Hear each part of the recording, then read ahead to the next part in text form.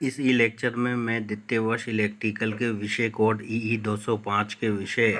Electrical circuit analysis में ideal voltage source या आदर्श विभव स्रोत के विषय में बताऊंगा। Ideal voltage source two terminal device है जिसके सिरों से लोड द्वारा कितनी भी धारा ली जाए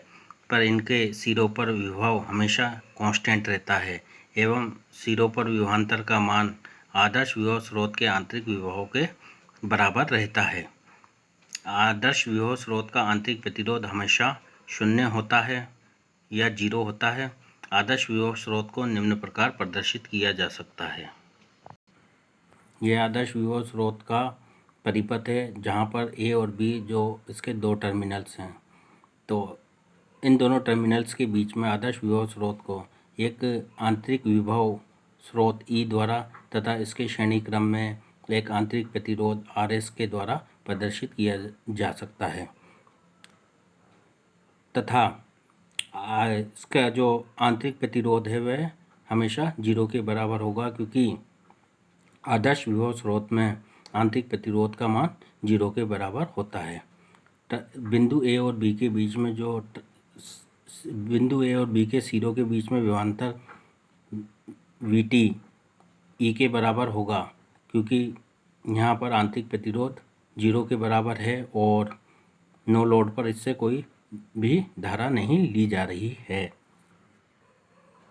आंतरिक प्रतिरोध 0 होने के कारण से इसको दो बिंदुओं के बीच में एक विभव स्रोत E के द्वारा प्रदर्शित किया जा सकता है, जहाँ पर सिरे और विभवांतर VT का मान E के बराबर होगा। आइडियल वोल्टेज सोर्स की कैरेक्टरिस्टिक, तो इसका अभिलक्षण ड्रॉ करने के लिए इसके जो दोनों टर्मिनल्स A और B हैं उसके सिरों पर हम एक बाह्य प्रतिरोध RL को जोड़ देते हैं। ये बाह्य प्रतिरोध RL वेरिएबल नेचर का होता है, जिसका प्रतिरोध 0 से लेकर इनफाइनाइट तक परिवर्तित किया जा सकता है। यहाँ पर जो आदर्श विभव स्रोत है उसका आंतरिक विभव E के बराबर है तथा आंतरिक प्रतिरोध RS का मान 0 के बराबर है। इस बाह्य प्रतिरोध के कारण से आदर्श विभव स्रोत द्वारा बाह्य प्रतिरोध को धारा I दी जाएगी तथा इस I का मान E/RS प्लस RL के बराबर होगा। पर जैसा कि हम जानते हैं कि आदर्श विभव स्रोत में आंतरिक प्रतिरोध RS का मान 0 के बराबर होता है, तो I का मान E/RL के बराबर होगा तथा टर्मिनल वोल्टेज VT का मान E के बराबर है, क्योंकि धारा I के कारण से जो आदर्श विभव स्रोत है उसके आंतरिक प्रतिरोध RS पर किसी भी प्रकार का विभवपात यहाँ पर नहीं होगा, क्योंकि RS का मान 0 के बराबर है। तो अगर हम इस यहाँ से लेकर यहाँ तक इस परिपथ में KVL लगाएं तो हमें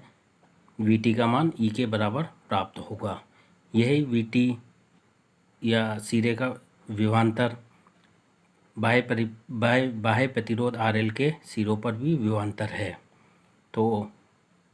VT का मान E के बराबर है। अब यहाँ से हम देख सकते हैं कि E का मान I × RL के बराबर होगा, तो E कांस्टेंट होने के कारण से अगर I बढ़ता है तो RL कम होगा और RL बढ़ता है तो I का मान कम होगा, और I और × RL का में परिवर्तन इस तरीके से होगा कि हमेशा E का मान कांस्टेंट मिले। आदर्श विभव स्रोत की कैरेक्टरिस्टिक में हम बाह्य परिपथ में बहने वाली धारा I तथा टर्मिनल वोल्टेज VT के बीच में ग्राफ खींचते हैं, तो हम जैसा देख सकते हैं कि टर्मिनल वोल्टेज का मान धारा पर निर्भर नहीं करता है तथा हमेशा कांस्टेंट रहता है। तो 0 धारा पर भी टर्मिनल वोल्टेज E होगा तथा जैसे जैसे हम धारा बढ़ाते जाएंगे तो टर्मिनल वोल्टेज हमेशा हमें कांस्टेंट प्राप्त होगा, जिसका मान सदैव E के बराबर रहेगा।